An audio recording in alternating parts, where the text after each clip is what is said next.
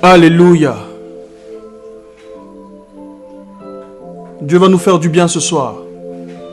Amen. Dieu va nous faire du bien. On ne va pas tarder à démarrer. Parce que j'ai beaucoup de choses à dire ce soir. Et j'ai peur que le temps nous fasse défaut. Dieu va nous faire du bien. Je vous aime.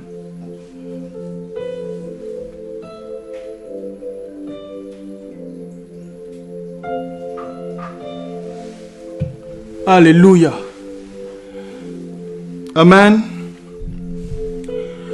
Oh mon Dieu, ce soir tu vas nous faire du bien. Et je sais que tu vas nous faire du bien.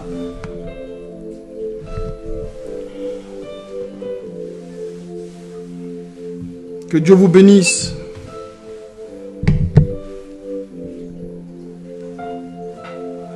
Chachou, que Dieu te bénisse.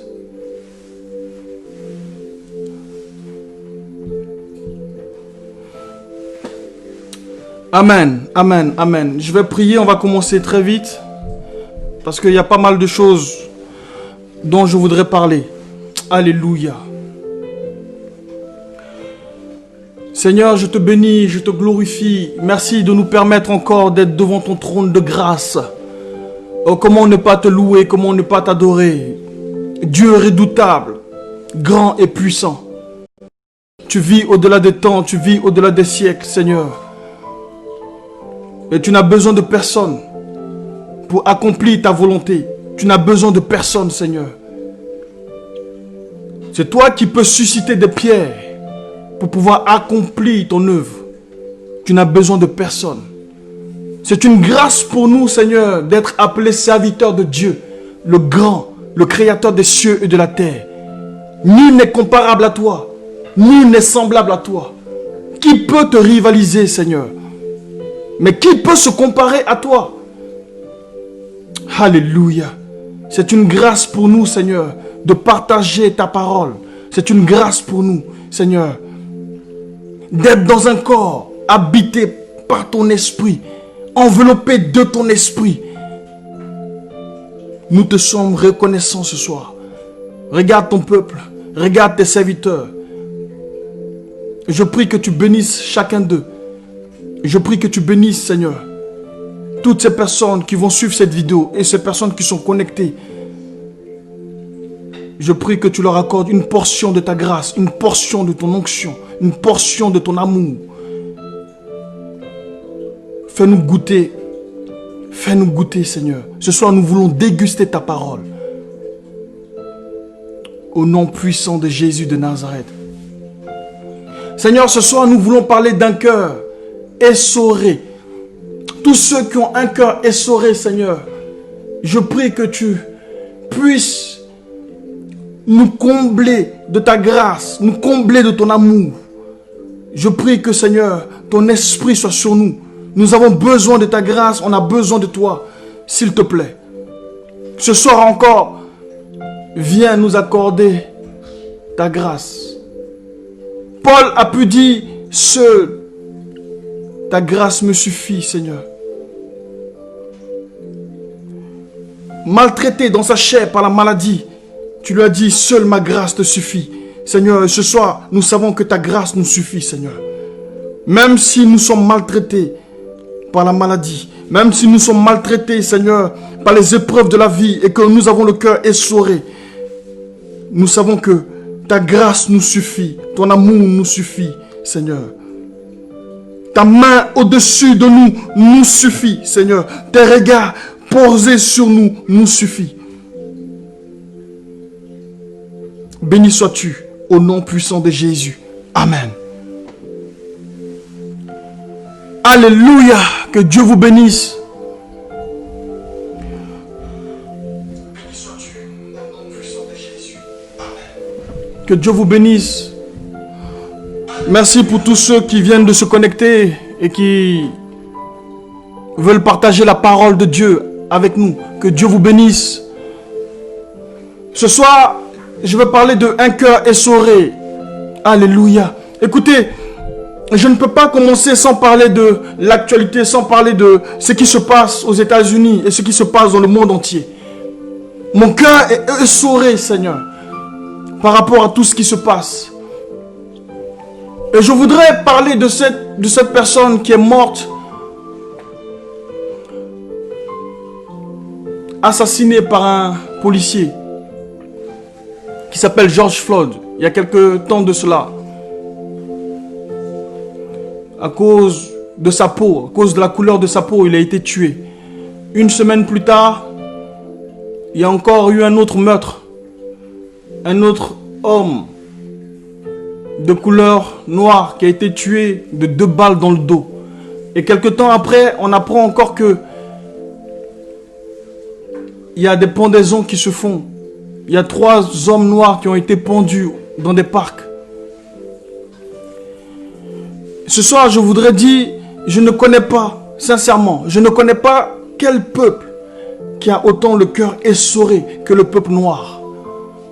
Quel peuple a autant le cœur essoré que le peuple noir? Je n'en connais pas.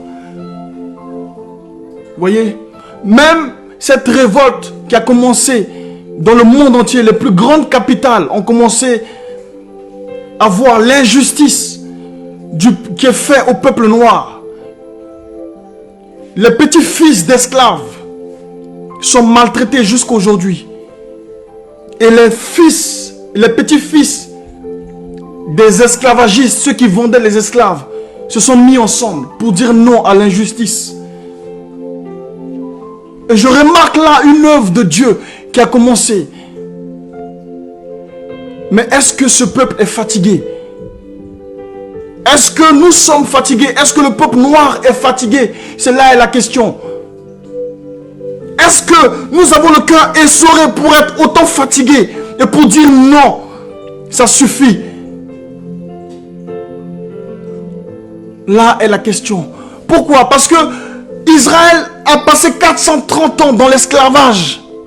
430 ans maltraité par les Égyptiens. 430 ans à porter des pierres. 430 ans à être fouettés. Mais un jour, ils ont crié à Dieu. La Bible dit que Dieu a entendu les cris de son peuple et il est descendu vers eux pour les délivrer, pour les libérer. Le problème ici, c'est la majorité. La majorité était fatiguée. Il y a eu toujours des contestations au niveau d'Israël. Toujours un petit reste qui contestait la révolte, qui contestait le fait que le peuple en avait marre. Mais il y avait un reste qui contestait toujours. Mais la majorité l'a emporté. Et Dieu a entendu la majorité. Dieu a entendu le cri de la majorité. Mais mon peuple à moi, mon peuple africain, noir, nous ne sommes pas majoritaires. Parce qu'il y a toujours des traîtres parmi nous. Toujours. Ils sont plus nombreux. Ceux qui veulent rester sous le joug de l'ennemi sont plus nombreux que ceux qui veulent en sortir. Que ceux qui veulent en sortir.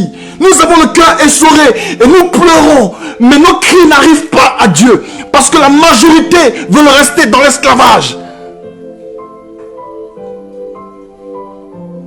Et pourtant, Dieu sait que nous avons le cœur essoré. Beaucoup d'entre nous veulent couper les chaînes. Beaucoup d'entre nous, quand nous repensons à ce qui s'est passé, à ce que nos parents ont souffert, nous pleurons. Écoutez, je veux parler de cette personne qui s'appelle Moïse et qui a risqué sa vie pour porter secours à son frère. Il a hypothéqué sa vie pour porter secours à son frère. Mais combien d'entre nous, combien hommes noirs sont prêts à sacrifier notre vie pour celui qui est à côté de nous, pour notre frère? Combien? Regardez Moïse. Il avait une vie royale qui l'attendait. Il vivait dans le palais. Il vivait dans le palais avec tous les privilèges que cela comporte. Tous les privilèges que cela comporte. Il était celui qui devait monter sur le trône. Il devait faire partie du gouvernement de l'Égypte. Mais il a regardé tout ça et il a préféré secourir son frère. Pour aller vivre dans le désert, pour être berger. Il a refusé la royauté pour vivre comme un berger. Et dans le désert, combien d'entre nous sont prêts à hypothéquer nos vies? Ceux qui veulent être sous le joug sont plus nombreux, ils sont majoritaires. C'est pour ça que nos cris n'arrivent pas à Dieu. C'est pour ça que nous sommes encore piétinés par tous les peuples. Nous sommes piétinés par les Arabes. Nous sommes piétinés par les Européens. On est piétinés par les Chinois. On est piétinés par tout le monde. Je ne veux pas voir mes filles grandir comme ça. Nous avons le cœur essoré, frère. Regardez un peu. Jonas, c'était un patriote. Dieu lui a dit, Dieu lui a commandé d'aller parler à Ninive. Que Ninive se repente de tout ce qu'ils sont en train de faire, de tout le mal qu'ils font. Mais Jonas a refusé d'aller parler à Ninive. Pourquoi? Parce que Ninive était ennemi d'Israël. Je peux vous dire, on n'a pas parlé de Jonas en tant qu'une personne qui dégageait l'onction ou qui faisait des miracles. Mais c'est une personne que j'estime énormément. Parce que c'était un patriote dans l'âme. Un patriote qui était prêt à mourir. Parce qu'il a préféré que Dieu punisse. Il a préféré que Dieu punisse Ninive. Il a préféré que Dieu les raye de la carte du monde. Pourquoi? Parce que Ninive était ennemi. Ninive était ceux qui combattaient Israël. Je ne peux pas vous regarder combattre mon peuple et je vais aller vous porter le message de repentance pour que vous puissiez avoir la vie. Non, jamais. Même si ça doit me coûter la vie. Et la Bible dit que toute désobéissance est la peine de mort. Adam a désobéi, peine de mort. Saül a désobéi, peine de mort. Mais il sait, il est hébreu. Il connaît les lois de Dieu. Mais il a préféré désobéir à Dieu pour sauver son peuple. Oh, ce soir, j'ai le cœur essoré, mes frères. Ce soir, j'ai le cœur essoré, ma soeur. Le cœur essoré, pressé. J'ai des enfants comme toi. Est-ce que nous voulons laisser nos enfants vivre dans cette détresse? Nous sommes les plus piétinés, nous sommes les plus haïs dans ce monde. Tout le monde nous crache dessus. Tout le monde. Et regardez nos gouvernements. Regardez nos gouvernants. Regardez-les. Ils préfèrent penser à eux que de penser au peuple, que de penser à rehausser notre image du peuple noir. Ils préfèrent collaborer avec ceux qui nous maltraitent pour remplir leurs poches et ceux de leur famille. Regardez dans quelle détresse nous sommes. Regardez dans quelle détresse vont vivre nos enfants. Et ça dure comme ça des siècles. Vous pensez que Dieu est injuste? Je ne crois pas. Je ne pense pas que le Dieu créateur des cieux et de la terre a une considération quelconque pour une peau, pour une couleur. Non. Il a tout donné à l'Afrique. Tout. Il a tout donné à l'Afrique. Il a tout donné à l'Afrique. Tout. Toutes les richesses se trouvent en Afrique. Et nous sommes combattus. Nous sommes mal aimés à cause de notre richesse. À cause de ce que Dieu a planté en nous. Nous ne sommes pas responsables de ce que Dieu a mis en nous. Mais c'est nous qui allons briser ces chaînes. Ce n'est pas Dieu qui va le faire. C'est nous qui allons briser ces chaînes. Si nos cris atteignent les cieux, Dieu va nous secourir. Mais regardez notre majorité. Notre majorité préfère vivre pour eux. Ils préfèrent vivre pour eux. Alléluia.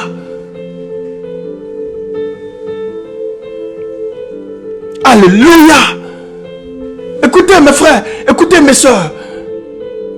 C'est pas possible de pouvoir continuer comme ça.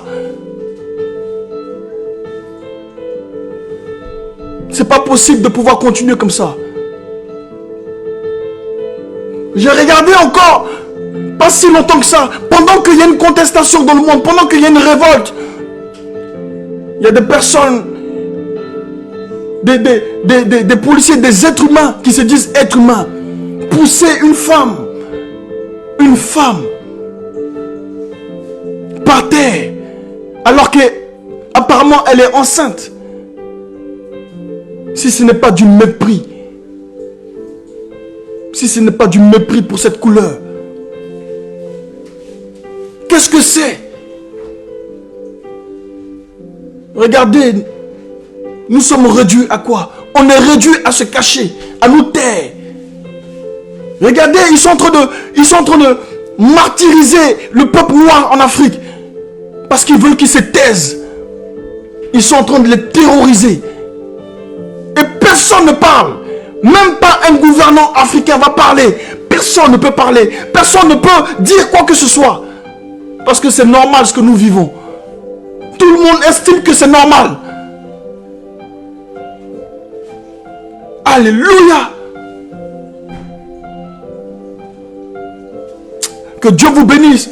C'était quelque chose que je voulais partager avec vous, que j'avais sur le cœur. C'est pas possible de pouvoir parler de Dieu si nous sommes sincères. C'est ce que nous vivons, que nous prêchons. C'est ce que nous vivons, que nous prêchons. Et mon cœur est essoré par tout ce que le peuple noir traverse.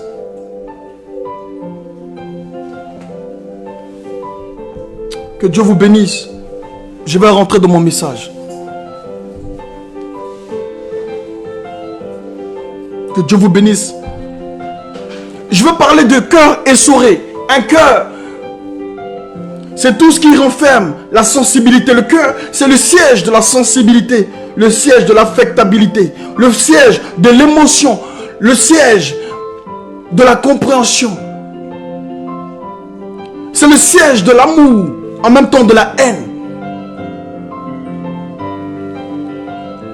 Et si je veux parler de essorer, on peut essorer une matière pour extraire quelque chose, pour extraire du jus ou bien de l'eau.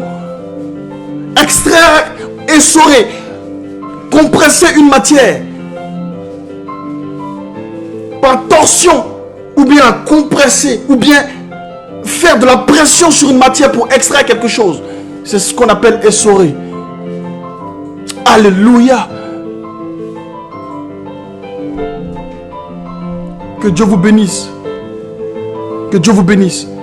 Je suis rentré dans mon message, mais sincèrement, le peuple noir a besoin d'un dépassement de soi. On a besoin que nous puissions nous dépasser, vous voyez.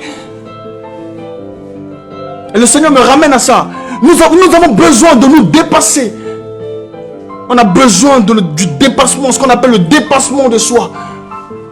C'est ce que Israël a. Le dépassement de soi. Quand il y a un soldat israélien qui meurt dans le camp adverse, ils sont prêts à libérer 20 contre le corps d'un soldat qui est mort dans le camp adverse. Ils préfèrent libérer 30 prisonniers, 40 prisonniers, quel que soit le nombre, pour récupérer un soldat mort, le corps d'un soldat qui est mort. C'est ce qu'on appelle le dépassement, l'amour.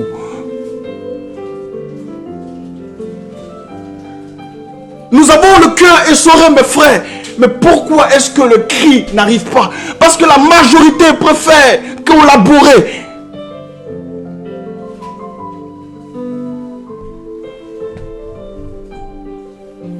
Alléluia.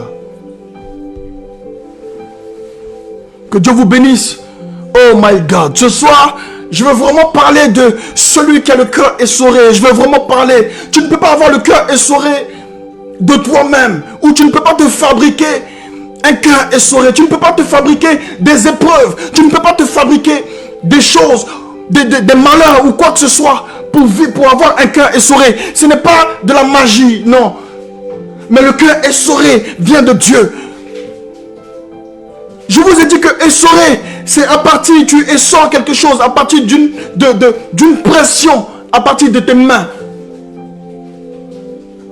Alléluia. Je veux que ce soir, ton cœur soit entre les mains de Dieu pour qu'il puisse l'essorer. Alléluia. Il y a deux catégories de personnes dont je veux parler. Il y a deux catégories de personnes. La première, c'est celle qui souffre en silence. Celle qui traverse des difficultés, mais qui préfère souffrir en silence, qui ne dit pas les difficultés qu'elle traverse. Voyez un peu ce genre de personnes, quel que soit le malheur qui les frappe, ils ont le sourire aux lèvres. Voyez, quel que soit ce qu'ils ont comme problème, comme difficulté, ils ont le sourire aux lèvres. Mais au-dedans, dans leur cœur, ils saignent et ils sont brisés. Ils sont détruits. Alléluia. Et plutôt, je vais vous mettre le premier verset, le Proverbe 14, verset 13, pour argumenter, ou bien pour...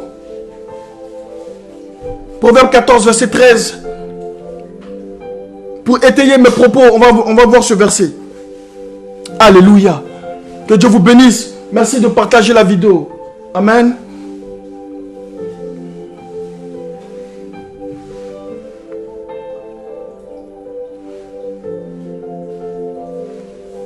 Proverbe 14, verset 13.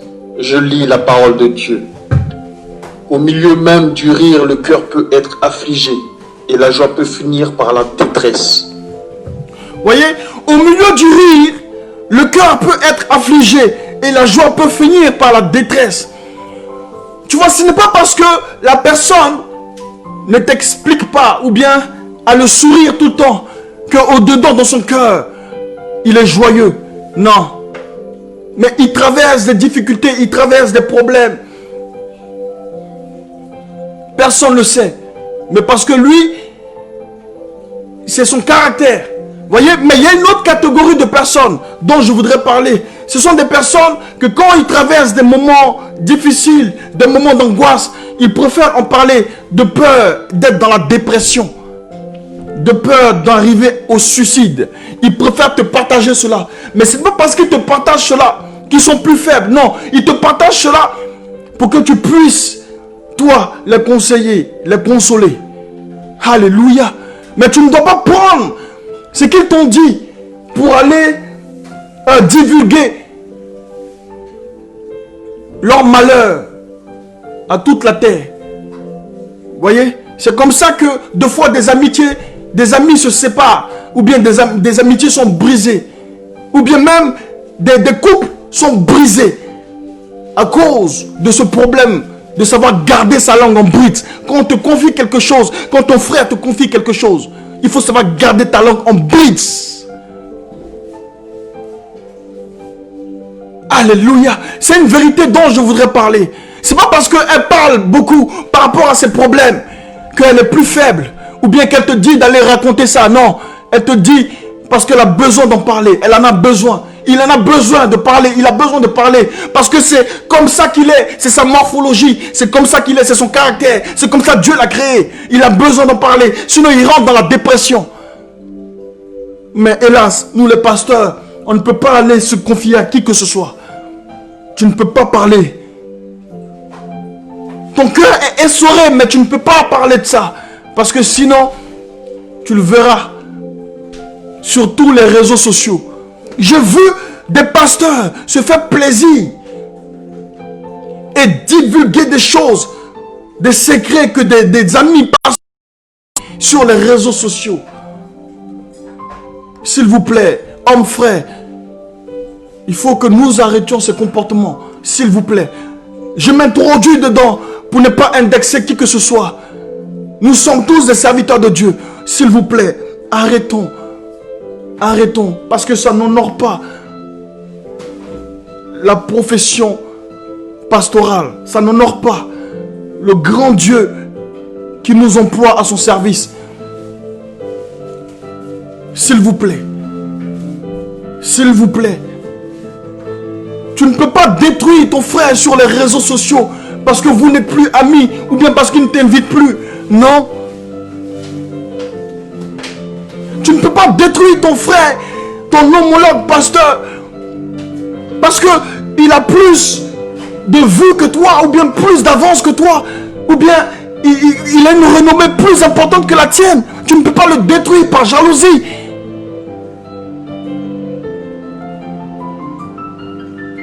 Alléluia.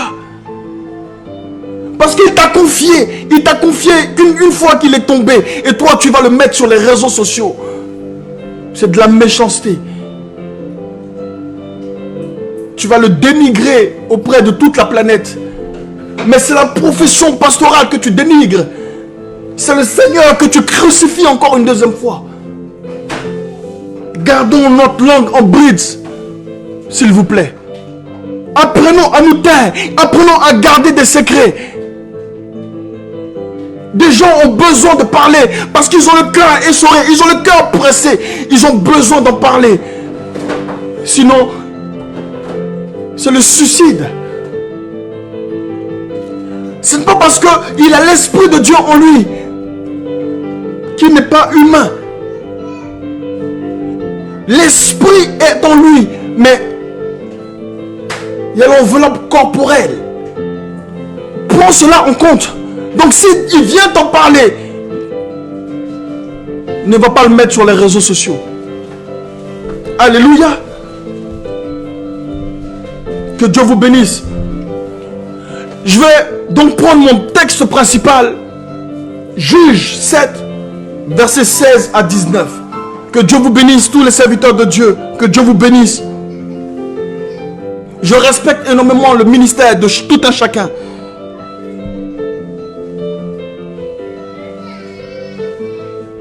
Que Dieu vous bénisse.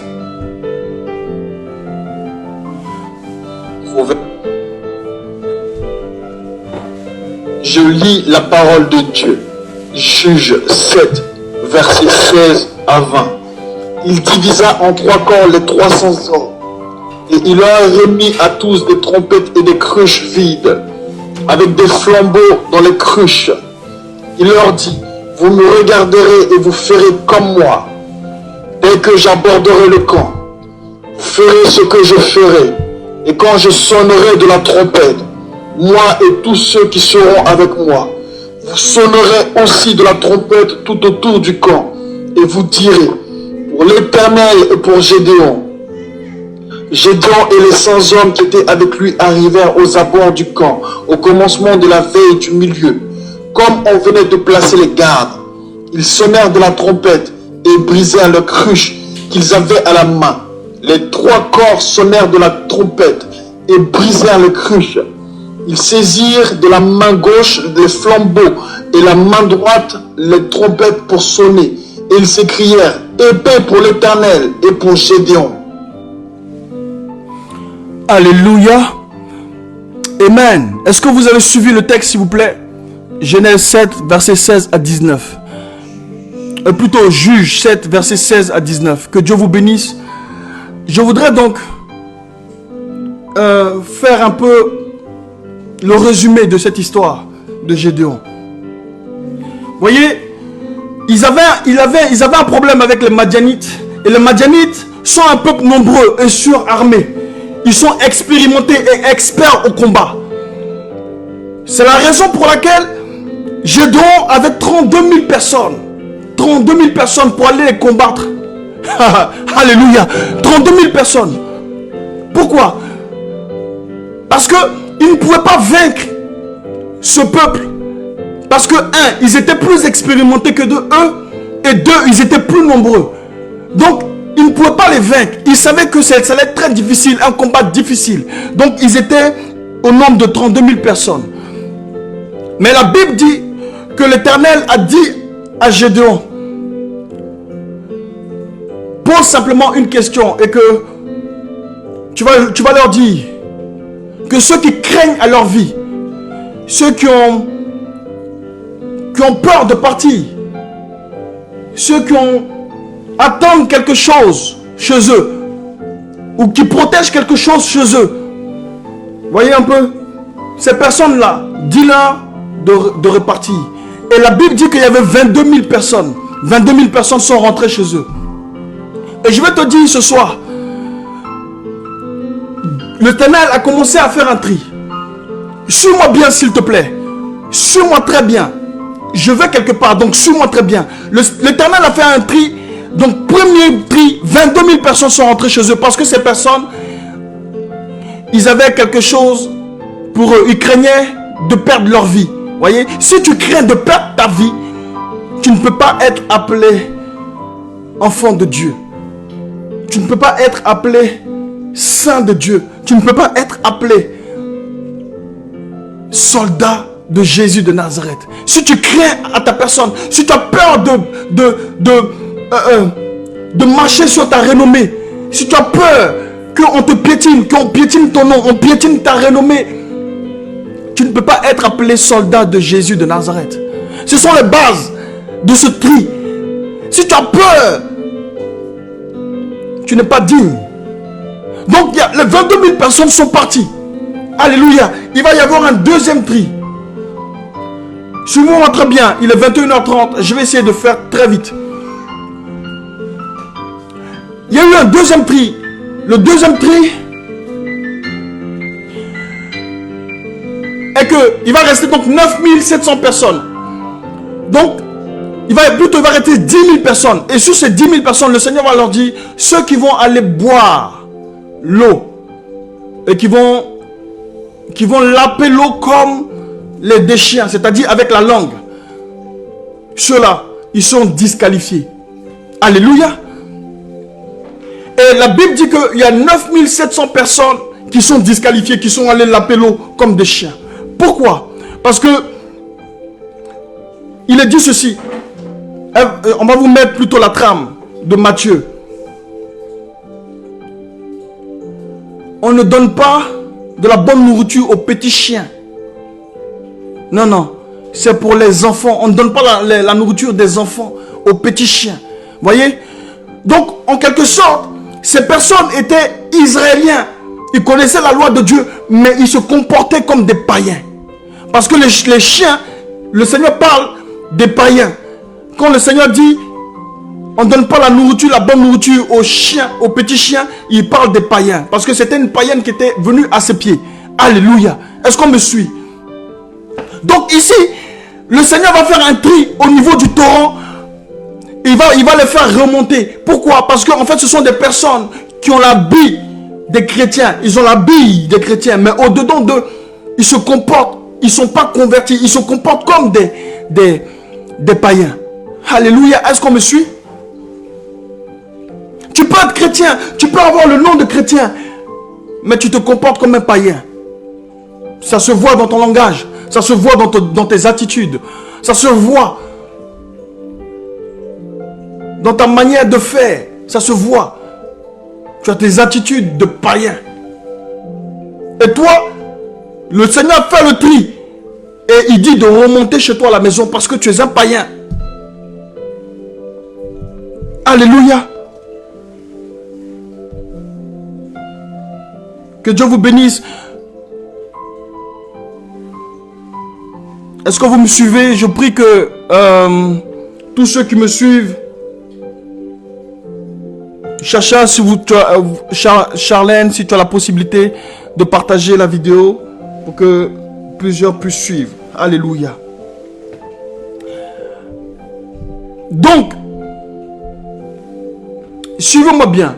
Voyez, tu peux être chrétien, tu peux être avec nous, danser, louer, ou tu peux même donner tes offrandes, donner ta dîme, payer ta dîme, être à l'heure à l'église, faire tout ce que tu veux, mais tu as des attitudes de païen.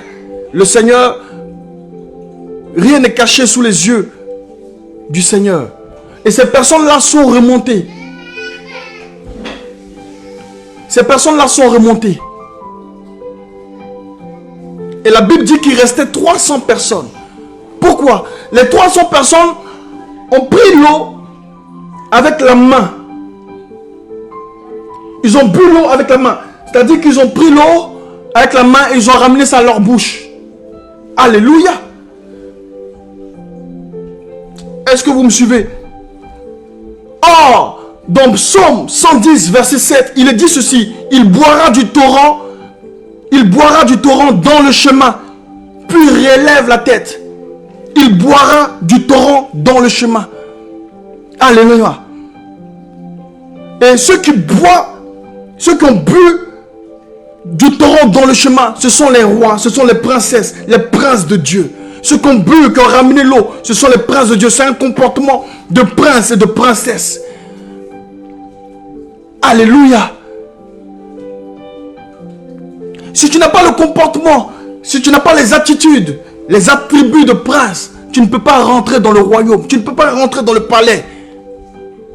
C'est pour ça il est dit que nous sommes saints, mais nous arrivons nous allons aller à la perfection et nous allons toucher la perfection dans le royaume des cieux. Ici, nous sommes en train de nous parfaire, mais il y a ceux qui préfèrent stagner et rester sur place. Il faut que tu progresses parce que c'est d'ici que l'entraînement commence. C'est pour ça qu'il dit ni les impudiques, ni les drogués, ni je sais pas moi, les escrocs et toutes ces personnes-là n'hériteront du royaume des cieux. Parce que c'est ici qu'on prépare. C'est-à-dire que tu peux être chrétien et tu peux avoir l'âme d'un escroc. C'est-à-dire que toi, tu escroques les gens.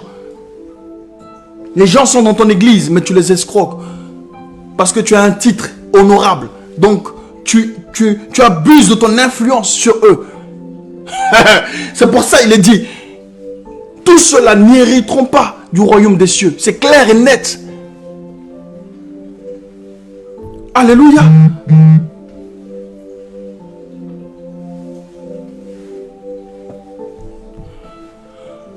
Amen. Donc, voyez, il avait donc la trompette. Il y a 3 éléments que tu dois avoir dans le texte que nous avons lu. Si vous avez suivi le texte, il y a eu 3 éléments que moi j'ai notés. La trompette, la cruche vide et la torche.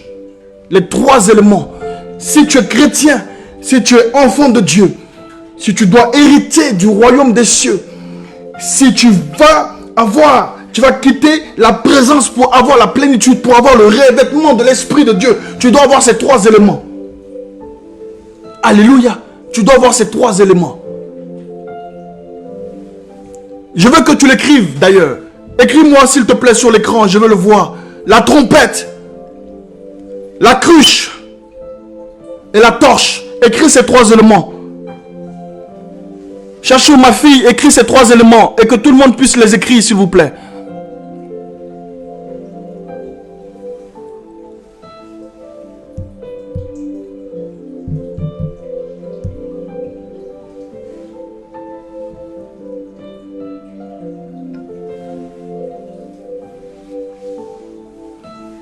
Je veux voir s'il vous plaît les 3 éléments très importants et je vais vous les expliquer.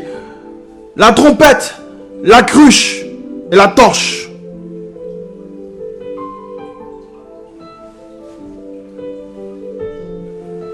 Voyez, Gédéon va être renforcé dans l'idée que l'Éternel leur a donné la victoire sur les Madianites. Parce qu'il va descendre chez les Madianites, il va descendre dans le camp et il va écouter 2 personnes qui sont en train de parler. Un qui explique son songe et l'autre qui le traduit. Et dans la traduction, il est dit que Gédéon va venir prendre la ville. Alléluia. Est-ce que vous m'écoutez? Et donc quand il va remonter au niveau de son camp, Gédéon, il va dire à tout son peuple, il va dire à ses 300 guerriers que l'Éternel nous a donné la victoire. Donc il va prendre la trompette et il va dire simplement, imitez-moi. Tout ce que je fais, il faut m'imiter seulement. Imitez-moi. Alléluia. Il va prendre la trompette, la cruche et la torche. Alléluia. La trompette signifie le temps de Dieu, le signal de Dieu, la parole de Dieu. Pourquoi? Parce que dans le livre de Nombre 10, verset 1 à 10, il a expliqué ceci. On va vous le mettre en trame. Je demande à ce qu'on puisse le mettre en trame. Nombre 10, verset 1 à 10. La trompette signifie quoi? La trompette signifie le signal de Dieu. La trompette signifie le temps de Dieu. La trompette signifie la parole de Dieu. Pourquoi? Parce que on utilisait la trompette. Moïse utilisait la trompette, faisait sonner la trompette pour réunir les enfants d'Israël, pour donner les instructions que Dieu avait données à Moïse. Alléluia. Donc, si tu n'as pas entendu la trompette, tu ne peux pas entendre les instructions de Dieu. Est-ce que vous m'écoutez? Si tu n'as pas entendu la trompette, si tu es distrait, tu ne peux pas écouter la voix de Dieu. Alléluia. La trompette, c'est le signal, le temps. La parole de Dieu. Alléluia. Si tu n'as pas écouté, si tu n'as pas plutôt entendu la trompette de Dieu, tu ne peux pas entendre la parole de Dieu. La parole de Dieu qui sortait de la bouche de Moïse. Donc Moïse utilisait la trompette pour réunir les enfants d'Israël à ses pieds, pour donner toute instruction qui venait de Dieu. Alléluia. Yes. Est-ce que vous me suivez? Amen. Maintenant, la cruche. Qu'est-ce que c'est la cruche? La cruche, c'est toi et moi. La cruche, c'est toi et moi. Mais si ton cœur s'arrête de battre, est-ce que tu peux vivre? Non, tu seras un cadavre, un mort. Donc la cruche représente ton cœur. La cruche représente ta personne. Alléluia. La cruche, c'est toi. Mais la Bible dit que c'était des cruches vides. C'est pour ça que ce soir, je veux que tu sois vide. Que tu laisses tomber tout ce qui est à toi. Mais que tu sois vide ce soir. Alléluia.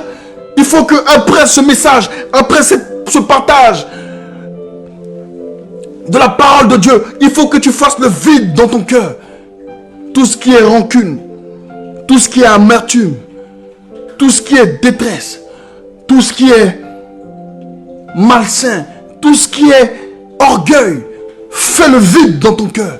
Fais le vide. Tu dois faire le vide. Parce que la Bible dit que Gédéon a utilisé une trompette et il a utilisé des cruches vides. Il faut que tu vides ton cœur. Tu dois vider ton cœur. Alléluia. Amen. Et maintenant le troisième élément. La Bible parle de la torche. La Bible dit que Gédéon a mis les torches dans les cruches vides. Et quand ils sont allés dans le camp de l'ennemi, ils ont sonné la trompette. Et au nom de l'Éternel et au nom de Gédéon, quand l'ennemi a entendu cela, la Bible dit qu'ils se sont enfuis. Pourquoi? Parce que Gédéon a laissé tomber les cruches par terre. Et les torches a illuminé le camp de l'ennemi. Oh, la torche, c'est l'Esprit de Dieu. La torche, c'est la puissance de Dieu. La torche, c'est le Christ, le ressuscité. Celui qui est mort et qui est ressuscité. Celui qui illumine les yeux de ton cœur. L'étoile brillante du matin. Celui en qui il n'y a un point d'ombre de variation. Celui qui est le même hier, aujourd'hui et éternellement, qui n'a point changé. La Bible l'appelle le rejeton de David, le grand Dieu, celui qui est au-dessus de tout. La Bible dit qu'il a un nom au-dessus de tout nom qui se prononce dans les cieux, sur la terre, sous la mer. Quelles que soient les profondeurs, le nom de Jésus de Nazareth est au-dessus de tout nom. Aucun autre nom puisse résister à ce nom puissant, à ce nom glorieux. Quel que soit le nombre de l'ennemi, quelle que soit leur quantité, quelle que soit leur provenance, quelle que soit leur force, quel que soit ce qu'ils sont, la Bible dit qu'ils ont pris la fuite. Pourquoi? Parce que Jésus-Christ de Nazareth a illuminé tout le camp. Alléluia. Il faut que ton cœur soit illuminé. Il faut que ton cœur soit illuminé. Mais pour ça, la cruche doit être brisée. La cruche doit être essorée. Ton cœur doit être essoré pour que le Christ puisse transparaître à l'extérieur. Pour que la beauté du Christ puisse transparaître à l'extérieur, au monde. Pour que le Christ puisse être révélé. Alléluia. Si je vis, ce n'est plus moi qui vis, mais c'est Jésus qui vit en moi. Il faut que le Christ soit révélé en toi. Mais pour ça, il faut que tu aies un cœur essoré. Il faut que tu aies un cœur essoré, brisé, anéanti, détruit. C'est pour ça que les cruches se sont brisées en 1000 morceaux.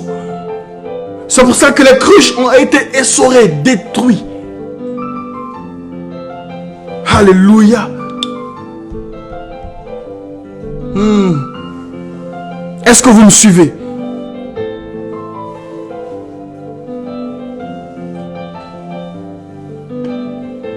Amen. Pourquoi? Parce que si... Oh Dieu, aide-moi Seigneur, Saint-Esprit, aide-moi. Aide-moi. Écoute-moi. Si tu n'as pas un cœur essoré, tu peux bâtir quelque chose. Tu peux commencer à bâtir quelque chose. Tu peux avoir des opportunités, mais toi-même tu peux renverser ce que tu as bâti de tes propres mains. Pourquoi? Parce que tu n'as pas un cœur essoré. Tu n'as pas un cœur essoré. Et donc tu n'es pas sur la conduite de l'Esprit de Dieu. Tu ne peux pas entendre la voix de Dieu. Vous comprenez? Souvenez-vous que Dieu a fait plusieurs tris. Et pour que tu puisses rentrer dans la plénitude de la grâce de Dieu, pour que tu puisses rentrer définitivement dans ta destinée, il faut que tu aies ces trois éléments. Il faut que tu aies ces trois éléments. Et que le monde puisse voir que tu viens de Dieu à travers toutes les œuvres que tu fais. Alléluia. Ce n'est pas simplement proclamer Christ dans la bouche. La Bible dit qu'il est puissant en action. Il est puissant en action. La parole de Dieu ne consiste pas seulement en parole. Voyez, ça ne consiste pas seulement en parole, mais en action, en puissance, en démonstration de la puissance de Dieu. Si tu prêches Christ, où sont les œuvres? Pourquoi nous n'avons pas les œuvres? Pourquoi? C'est parce que nous n'avons pas un cœur essoré. Souvenez-vous, je vous rappelle cela, souvenez-vous qu'il a fait 3 tris. Est-ce que tu es dans le premier tri? Ceux qui se sont retournés parce qu'ils avaient à perdre quelque chose. Est-ce que tu es dans le premier tri qui s'est fait? Ceux qui avaient plus de considération pour leur vie. Ceux qui avaient plus de considération pour leur famille, ils se sont retournés auprès de leurs femmes et de leurs enfants. Et les femmes se sont retournées auprès de leurs maris et de leurs enfants parce qu'elles avaient de la considération pour leur vie. Ça, c'était le premier tri. Le deuxième tri, c'est eux qui se comportent comme qui se disent chrétiens, mais leurs actions sont comme des païens. Tout ce qu'ils démontrent, ça reflète le païen. Alléluia. Et maintenant, le troisième tri, c'est ceux qui avaient le cœur brisé, le cœur essoré, et qui ont laissé transparaître la lumière de Dieu dans leur cœur. Est-ce que la lumière, on peut la mettre sous la table, sous un boisseau? Elle ne peut pas éclairer. Cette table doit être brisée, elle doit être cassée. Cette table, elle doit être cassée. Alléluia. Le vase, c'est toi et moi. 2 Corinthiens 4, verset 1, 10 dit quoi? Qu'est-ce que Paul va dire? On va vous mettre la trame pour que vous puissiez voir. 2 Corinthiens 4, verset 1 à 10. Alléluia. Il parle de ce verset. L'apôtre Paul parle de ce verset parce que, vous voyez, l'apôtre Paul, c'était une personne qui connaissait donc les lois. Il connaissait la Torah. Il la connaissait, il la maîtrisait. Et c'est pour ça, à chaque fois, vous allez remarquer l'apôtre Paul, il va toujours faire référence, en grande partie, il va faire référence toujours à la Torah. Parce que la Torah, c'est les choses anciennes. Et le nouveau, il va toujours faire référence aux choses anciennes. Voyez, pour justifier la nouvelle alliance. Avant, c'est comme ça. Mais aujourd'hui, c'est comme ça. Vous comprenez un peu? Donc, les vases brisés, ou les cruches brisées, c'est nous. C'est toi et moi. C'est ton cœur. Il faut que ton cœur soit essoré pour laisser transparaître la lumière de Jésus de Nazareth. Alléluia. Il y a des opportunités qui pleuvent. Mais ce sont les païens qui en profitent. Parce que la Bible dit, il pleut sur les bons comme sur les mauvais. Pourquoi? Parce que tu n'as pas un cœur essoré. Tu ne peux pas voir les opportunités qui sont autour de toi. Tu ne peux pas, parce que tu ne peux pas, comment dirais-je, distinguer. Tu ne peux pas discerner les bonnes et les mauvaises opportunités. tu ne peux pas parce que tu n'as pas un cœur essoré. Si tu as un cœur essoré, alléluia. Je voudrais aussi que ce verset puisse nous édifier. C'était gardez votre cœur, si je peux le citer comme ça, de mémoire, gardez votre cœur. Parce que c'est de lui provient la source de vie. C'est de lui que provient la source de vie. On va vous le mettre, je suis en train de paraphraser, mais on va vous le mettre en trame. Alléluia. C'est de lui que provient les sources de vie. Voyez, ton cœur doit être essoré parce que c'est de lui que provient la source de vie. C'est de lui que provient, c'est de lui que rejaillit le Christ. Tu ne peux pas distinguer, tu ne peux pas discerner le bon et le mauvais parce que ton cœur n'est pas essoré. Donc tu n'as pas, ta sensibilité est diminuée. Ta sensibilité est petite, tu ne peux pas ressentir, tu ne peux pas sentir la voix de Dieu te parler. Et tous nos projets sont avalés. Tous nos projets sont avalés par ce monde. Mais la Bible dit, il pleut sur les bons et sur les mauvais. Il ne peut pas faire cesser de pleuvoir la grâce de Dieu. Celui qui est disponible, celui qui est disposé à entendre l'Esprit de Dieu. Celui qui est disposé, celui qui a un cœur essoré, c'est lui qui va prendre cette grâce qui descend. Alléluia.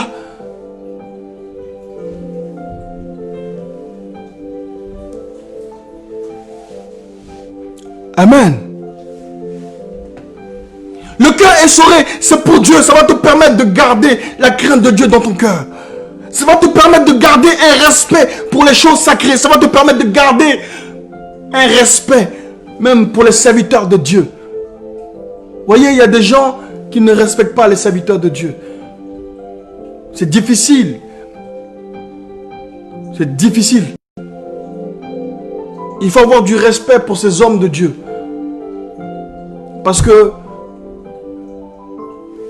ils ont renoncé à beaucoup de choses pour servir Dieu. Ne serait-ce que ça, il faut avoir du respect pour ces hommes de Dieu. Même si tu entends des choses mauvaises sur lui, il faut avoir du respect. Alléluia. Voyez un peu pourquoi Dieu appelle David l'homme selon mon cœur. Dieu dit, David c'est l'homme selon mon cœur. Pourquoi? Parce qu'il avait un cœur essoré. Vous allez voir que face à Goliath, il avait un cœur essoré parce que il avait un zèle qui l'a animé ce jour-là. Il avait un zèle qui l'a animé ce jour-là. Comment est-ce que toi, Goliath, tu peux contester la puissance de mon Dieu? Voyez, si tu n'as pas un cœur essoré, tu ne peux pas tu ne peux pas être animé du bon zèle parce qu'il y a le bon et il y a le mauvais zèle. Alléluia.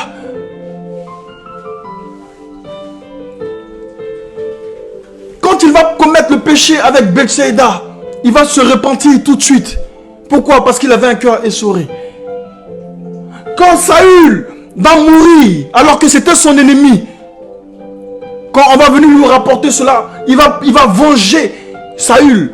Il va tuer la personne. Parce qu'il va dire, tu n'as pas eu peur de prendre la vie d'un oint de Dieu. Alléluia. Pourquoi? Parce que c'est le cœur essoré. Il ne vit plus pour lui-même, mais il vit pour Dieu. Si tu n'as pas un cœur essoré, tu ne peux pas avoir cette attitude. Il faut avoir un cœur essoré pour pouvoir vivre pour Dieu. Quel que soit le domaine, quel que soit le domaine d'activité que tu fais, tu dois avoir un cœur essoré. Je n'ai pas dit de te faire marcher dessus, non. Je ne parle pas de ça. Je dis un cœur essoré pour Dieu. Un cœur essoré pour Dieu, ça te permet d'avoir toujours la crainte de Dieu. Tu vois, quand tu fais quelque chose, il y a l'Esprit de Dieu que tu entends qui résonne dans ton cœur. Mais il y a d'autres qui n'entendent même plus cette voix, ce cœur qui résonne, l'Esprit qui résonne dans leur cœur. Et c'est ça que je suis venu dénoncer ce soir. Tu dois entendre. Quand tu fais quelque chose de mal, la voix doit résonner dans ton cœur. L'Esprit de Dieu doit résonner dans ton cœur. Pourquoi? Parce qu'il doit transparaître au travers de toi. Il doit transparaître la beauté du Christ au travers de toi. On doit transparaître la gloire de Jésus de Nazareth à travers de toi. Alléluia. Que Dieu vous bénisse. Que Dieu vous bénisse. Il y a beaucoup de choses, mais j'ai fait vite. J'essaie de sauter pas mal de choses parce que c'est un thème vraiment très important. Est-ce que vous m'avez suivi, s'il vous plaît? Est-ce que vous avez compris ce thème ce soir? Un cœur essoré. Et comment faire pour avoir un cœur essoré? À travers chaque prédication, à travers chaque message, j'essaie de vous donner la praticité de mon message. Et c'est pour ça que, en conclusion, j'essaie toujours de vous apporter cette solution que Dieu a mis dans mon cœur. Alléluia. Que Dieu vous bénisse. Pour avoir un cœur essoré, il faut que tu puisses prier. Il faut que tu puisses jeûner pour que ce cœur soit essoré. Et quand il t'arrive des épreuves dans la vie, tu dois toujours regarder la positivité de l'épreuve et non pas la négativité de l'épreuve. Est-ce que vous m'entendez? Je ne sais pas si vous m'avez écouté. Quand il t'arrive des épreuves dans la vie, tu dois regarder le côté positif et non pas le côté négatif. Pourquoi? Parce que Dieu maîtrise toutes choses. Dieu maîtrise toutes choses. Il ne peut pas t'arriver quelque chose que tu ne peux pas supporter. Dis la parole de Dieu. Il ne peut pas arriver quelque chose que tu ne peux pas supporter. Non. Donc, en conséquence de ça, il faut que tu puisses tirer un enseignement pour ne pas reproduire, ou bien pour être plutôt victorieux sur le prochain ou la prochaine épreuve qui va t'arriver. Et c'est en cela que Dieu t'appelle. Voici l'homme selon mon cœur. Pourquoi? Parce que tu n'es pas là à dénigrer l'épreuve, ou bien tu n'es pas là à te plaindre de ce que tu traverses, mais tu essaies de tirer l'enseignement. Et je vous ai dit que l'expérience est le meilleur serviteur de Dieu. Si tu as compris ça, tu as compris toute chose de la parole de Dieu. Marque-moi s'il te plaît ça. Parce que chaque soir je répète, mais je veux que tu le marques et que ça reste gravé dans ton cœur. L'expérience est le meilleur serviteur de Dieu. Marque-le s'il te plaît. Écoutez-moi bien. Nous devons vivre le royaume. Nous devons vivre le royaume. On doit faire un dépassement de soi, de sa personne. Pour que tu puisses atteindre le paroxysme de la plénitude de Dieu, tu dois avoir un dépassement de ta propre personne. Il est 22h. Pour que Dieu puisse se glorifier à travers toi. Alléluia. Que Dieu vous bénisse. J'ai fini, apparemment je suis même un peu en retard. Je suis désolé. Nous finissons normalement à 22h. Vous allez baisser la tête et je vais prier. Seigneur Dieu, je prie Seigneur, que tous ceux qui ont un cœur essoré, je prie que tu puisses les consoler et que tu puisses les relever. Relève leur tête. Comme Seigneur, ces guerriers qui étaient dans le torrent et qui ont bu le torrent, qui était ta personne, qui était ta puissance et ton onction. Et ensuite, la Bible dit qu'ils ont relevé leur tête. Tu vas nous donner la victoire sur nos ennemis, sur les Madianites. Et mais pour cela, tu as demandé à ce qu'on ait la trompette. Tu as demandé à ce qu'on ait la cruche, que nos cœurs essorés. Tu as demandé à ce qu'on ait la torche, et que la torche soit mise dans les cruches, dans les récipients, dans nos cœurs. Seigneur, ce soir, nous voulons vider nos cœurs de tout ce qui est orgueil, de tout ce qui ne te glorifie pas, pour pouvoir permettre à ce que l'Esprit prenne toute la place et que tu puisses transparaître à travers nos vies et que tu puisses te glorifier toi et toi seul, au nom puissant de Jésus. Amen. Que Dieu vous bénisse. Que Dieu vous bénisse. Dernière chose, qu'est-ce que vous avez retenu de ce message? Je veux que tu marques. Pour avoir un cœur essoré. Un cœur essoré signifie 3 éléments. Un cœur essoré signifie 3 éléments. La trompette, c'est-à-dire que tu entends la parole de Dieu. Tu entends le signal de Dieu. La Bible dit que Dieu viendra. Jésus va venir faire son deuxième retour, ou plutôt son retour. Pas son deuxième, mais son retour. Il va venir comme un voleur. Si tu n'entends pas la voix de Dieu, mais tu es foutu, mon frère. C'est pour ça que les chrétiens de ces derniers temps, vous devez avoir 3 éléments. La trompette, la cruche, le cœur essoré, qui signifie le cœur essoré, et la torche, qui signifie la résurrection du Christ, la puissance de Jésus-Christ de Nazareth, la lumière de Dieu. Tu dois avoir ces 3 éléments. Si tu peux le marquer, pour que ça reste gravé en toi, s'il te plaît. 3 éléments. Un cœur essoré. 3 éléments. Juste, mets seulement cœur essoré égale 3 éléments. Je veux le voir. Cœur essoré égale 3 éléments. Alléluia.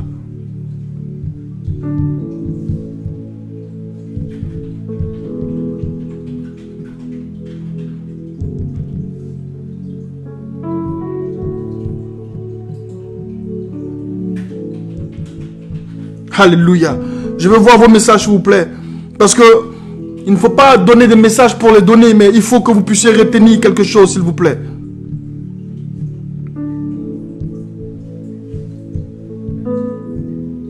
Parce que dans 10 mois, je vais te demander, pour un chrétien des derniers temps, qu'est-ce qu'il faut avoir? Tu ne vas pas pouvoir me répondre. Mets ça, s'il te plaît. Cœur essoré égale 3 éléments. Mais cœur essoré égale 3 éléments.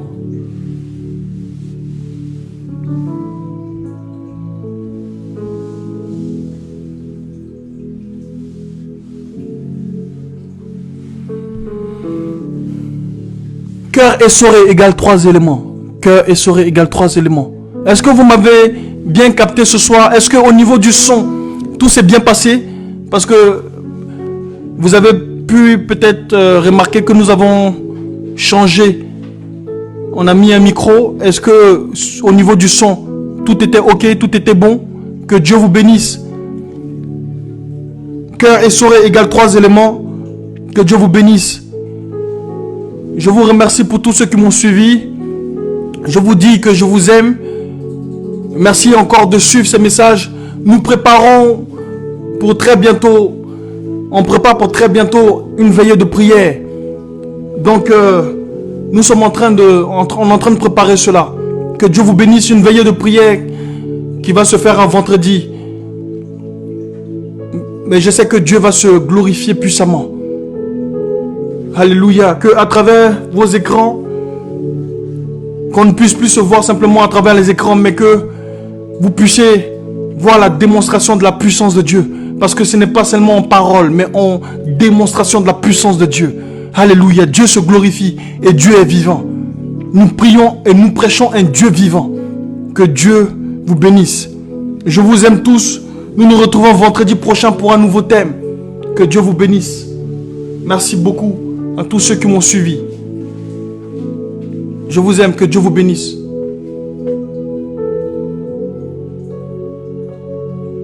Terminé.